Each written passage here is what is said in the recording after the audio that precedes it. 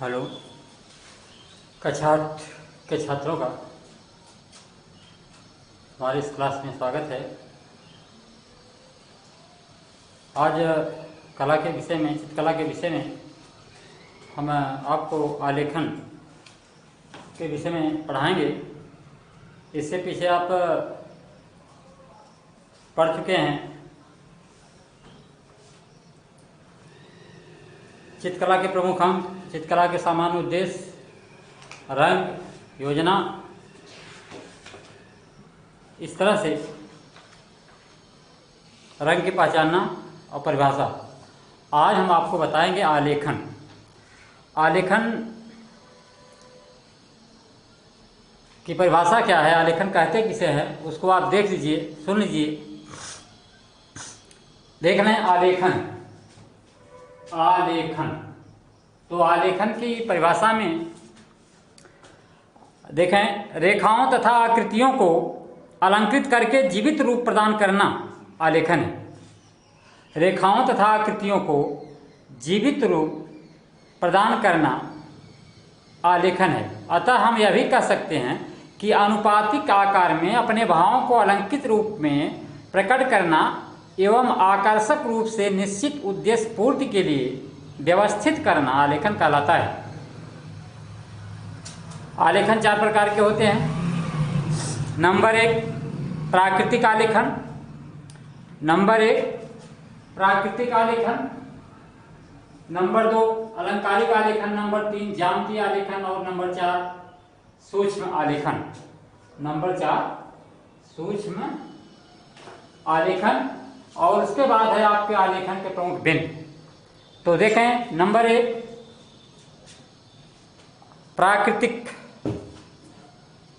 प्राकृतिक आलेखन। नंबर 1 क्या है? प्राकृतिक आलेखन। फूल, पत्तियों व कलियों आदि के संयोजन से बने आलेखन प्राकृतिक आलेखन कहलाते हैं। इसमें फूल, पत्तियों, कलियों व टहनियों आदि का चित्रण उनके प्राकृतिक रूप को बनाए रखकर ही लयात्मक तरीके से किया जाता है। दूसरा है अलंकारिक आलेखन। फूल, पत्तियों व कलियों आदि के संयोजन से बने इन आलेखन में अलंकरण की अधिकता रहती है। इसमें पुष्प, पत्तियों व कलियों आदि के प्राकृतिक स्वरूप को इस प्रकार परिवर्तित करते हैं कि वे अपने मूल पहचान रखते हुए आकर्षित रूप में दिखने लगते हैं। तो इसको हम अलंकारिक आलेखन बोलते हैं। तीसरा है ज्यामितीय आलेखन। ज्यामितीय आकारों में सुंदर व लयबद्ध संयोजन से बने आलेखनों को ज्यामितीय आलेखन कहते हैं। इस प्रकार के आलेखनों में वृत्त, अर्धवृत्त, वर्ग, आयत, त्रिभुज, पंचभुज, खष्टभुज व सरल रेखाओं आदि का प्रयोग करके सुंदर चित्रण किया जाता है। सूक्ष्म आलेखन। नंबर 4 प्राकृतिक आलेखन, अलंकारिक आलेखन व ज्यामितीय आलेखन। इन तीनों प्रकार के आलेखनों के मिश्रण से संयोजित आलेखन सूक्ष्म आलेखन कहलाता है। इस प्रकार के आलेखनों में संतुलन पर अधिक ध्यान दिया जाता है, किसी विशेष रूप या आकृति पर नहीं। इसका प्रयोग सजावट आदि के लिए प्रमुखता से किया जाता है। आलेखनों को सुंदर बनाने के लिए उसका आवश्यक तत्व आकर्षक, लयबद्ध और प्रमुख प्रवाहयुक्त संयोजन है। अतः आकर्षक, लयात्मक और गतिशील आलेखन को बनाने के लिए निम्नलिखित बिंदुओं का ध्यान रखना आवश्यक है। जैसा कि आज नीचे लिखा गया, आलेखन के प्रमुख बिंदु कौन कौन से हैं उसको ध्यान से सुन लें। नंबर 1 दिए गए पुष्प को सर्वप्रथम मुख्य स्तर पर चित्रित करके लयात्मक एवं प्रभावमयी रेखाओं से टहनियों और पत्तियों को चित्रण करना चाहिए एवं शाखाओं के अग्रभाग पर कलियों और पत्तियों को उचित संयोजन के अनुसार बनाना चाहिए। अब देखें दूसरा बिंदु क्या है आलेखन में। दूसरे बिंदु में आता है आपका आलेखनों के खाली स्थान पर कुछ लयबद्ध व अलंकारिक बूट और अन्य आकृतियां बनाएं। नंबर 3, आलेखनों में रेखाओं के प्रवाह में कोई कमी नहीं होनी चाहिए। रेखाओं को आड़े तिरछे मोड़ों के स्थान पर लयबद्ध घुमावों का प्रयोग करना चाहिए। रेखाओं की लय में कोई टकराव नहीं होना चाहिए।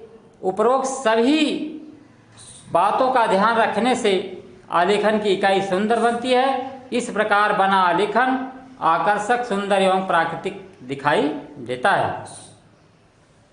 उसके बाद है आपका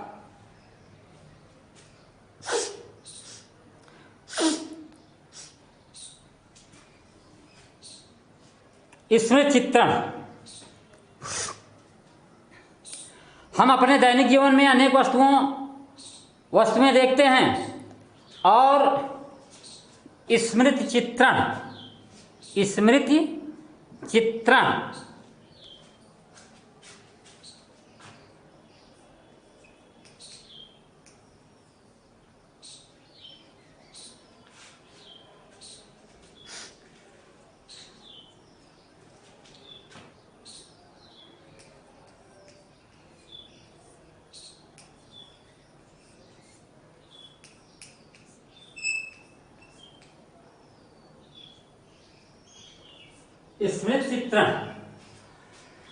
स्मृति चित्रण में देखें, अपने आसपास ईश्वर द्वारा सृजित प्रकृति को कागज पर चित्रित करना ही प्राकृतिक दृश्य चित्रण कहलाता है। पृथ्वी पर विद्यमान सुंदर प्राकृतिक दृश्यों से मोहित होकर ही चित्रकार प्राकृतिक चित्रण करता है। स्वतंत्र भाव का प्रकाशन।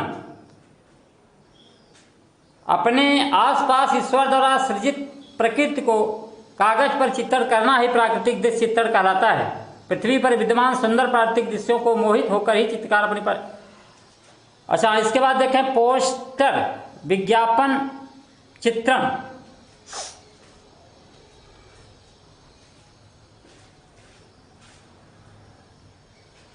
विज्ञापन चित्रण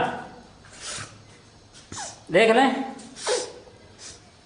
किसी वस्तु के प्रचार के लिए जो चित्र बनाए जाते हैं उन्हें पोस्टर या विज्ञापन चित्रण कहते हैं। वर्तमान युग में प्रचार का अत्यधिक महत्व है। पोस्टर प्रचार का एक सरल माध्यम है। एक सफल पोस्टर चित्रण के लिए उसका शीर्षक कम शब्दों में तथा सुंदर लिखा होना चाहिए, जो कि आसानी से पढ़ा जा सके।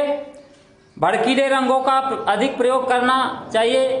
विज्ञापन चित्रण सीखने के लिए बाजारों, चौराहों, बस स्टेशनों तथा अन्य सार्वजनिक स्थलों पर लगे पोस्टरों को ध्यान से देखें।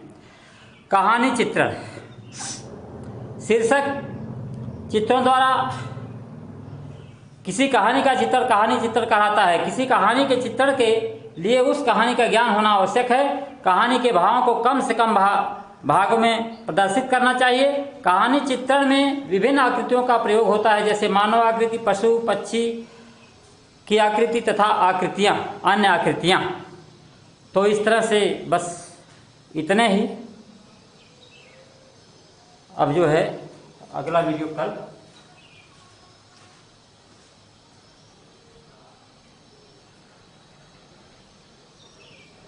नहीं तो देख लीजिए, इसको भी पूरा हो जाए। चित्रण करने से पहले कुछ आवश्यक तैयारियां होनी चाहिए, उसको देख लीजिए। किसी भी चित्र का चित्रण करने से पूर्व हाथ, कागज, कला सामग्री तथा बैठने का स्थान स्वच्छ होना चाहिए। दूसरा, कला संबंध सभी सामान अपने साथ लेकर बैठना चाहिए, जैसे पेंसिल, रबर, ड्राइंग बोर्ड, कागज, पानी तथा साफ कपड़ा आदि।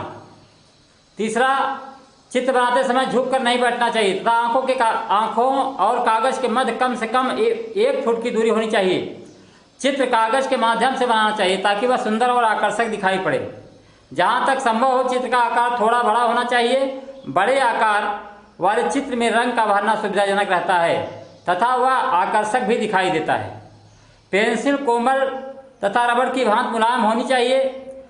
पेंसिल की नोक बारीक और लंबी होनी चाहिए। चित्र को बनाते समय पेंसिल से प्रारंभ में वह आकृति की हल्की रेखाएं खींचनी चाहिए और अनुपात का ध्यान रखना चाहिए। रेखाएं सदैव ऊपर से नीचे की ओर तथा बाएं से दाएं की ओर खींची जानी चाहिए। रबड़ का प्रयोग करने के बाद कागज को हाथ से न रगड़ें बल्कि कपड़े से झाड़ दें। रंग का कार्य करते समय ब्रश को साफ रखना चाहिए तथा एक रंग का ब्रश दूसरे रंग में नहीं लगना चाहिए। रंगों के पानी को समय समय पर बदलते रहना चाहिए। ये सब हो गए चित्रण करने से पहले कुछ आवश्यक तैयारियां। अब इसके बाद अगला वीडियो आपका दूसरे दिन